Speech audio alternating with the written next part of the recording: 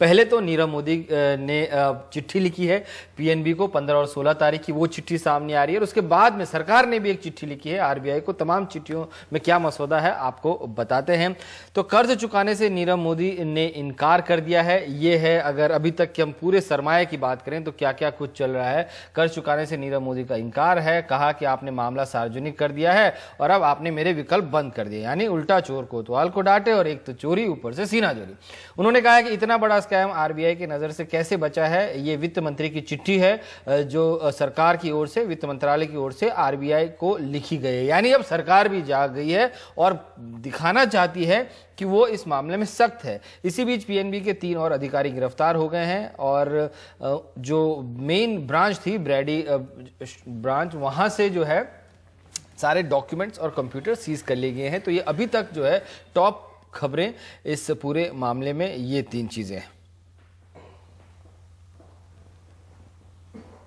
और अब लगातार यही सवाल पूछा जा रहा है कि इतना बड़ा घोटाला हुआ तो कैसे बैंक को कानो कान खबर नहीं हुई, क्यों आखिर सरकार तक ये बात नहीं पहुंची। 7 सालों तक पंजाब नेशनल बैंक की एक ही शाखा में करोड़ों की गड़बड़ी होती रही, लेकिन बैंकिंग सेक्टर का जो नियामक है भारतीय रिजर्व बैंक, उसको भी इसकी भनक तक नहीं लगी। वित्त मंत्रालय ने अब आरबीआई को चिट्ठी लिखकर पूछा है कि इतना बड़ा घोटाला उनकी नजरों से कैसे बच गया। वित्त मंत्रालय ने यह भी लिखा है कि ये निगरानी में चूक का उदाहरण है और निगरानी की क्षमता पर भी सवाल उठाता है कि आप किस तरह से जो आप मॉनिटरिंग करते हैं उस पर भी ये सवाल उठाता है कि ऐसी मॉनिटरिंग थी कि आप इतना बड़ा घोटाला नहीं पकड़ पाए। और घोटाले की जो जांच है उसके तरीके में भी गड़बड़ी की बात उठाई है वित्त मंत्रालय ने, और ये भी कहा है कि या फिर आपकी जो जांच प्रक्रिया है वो ही प्रभावी नहीं है कि आपकी नजर से इस तरह के घोटाले जो है वो निकल जाते हैं। वित्त मंत्रालय ने आरबीआई से इस मामले में रिपोर्ट भी मांगी है।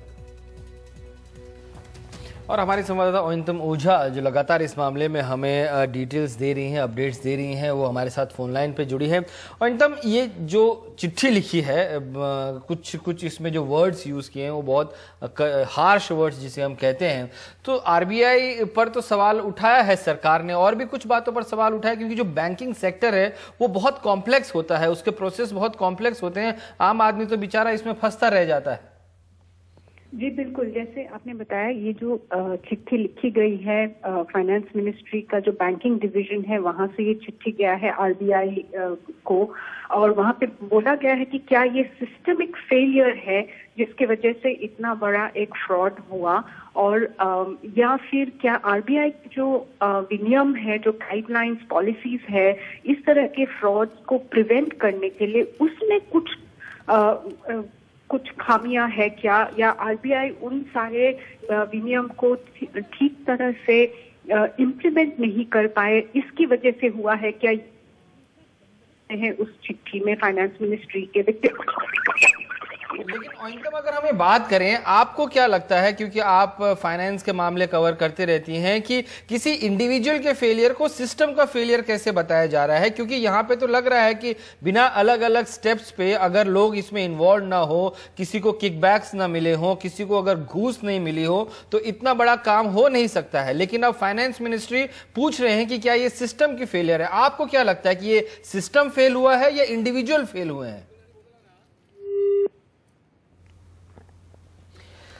तो अंतम से हमारे जो संपर्क है वो कट गया है, लेकिन कम से कम अब जो वित्त मंत्रालय, उसका जो बैंकिंग डिवीजन है, उसने एक पत्र लिखा है आरबीआई को और पूछा है कि, और कहा है कि ये एक निगरानी में चूक का प्राइम एग्जाम्पल है, और आप लगता है कि निगरानी की क्षमता पर ही इसमें सवाल उठ गए।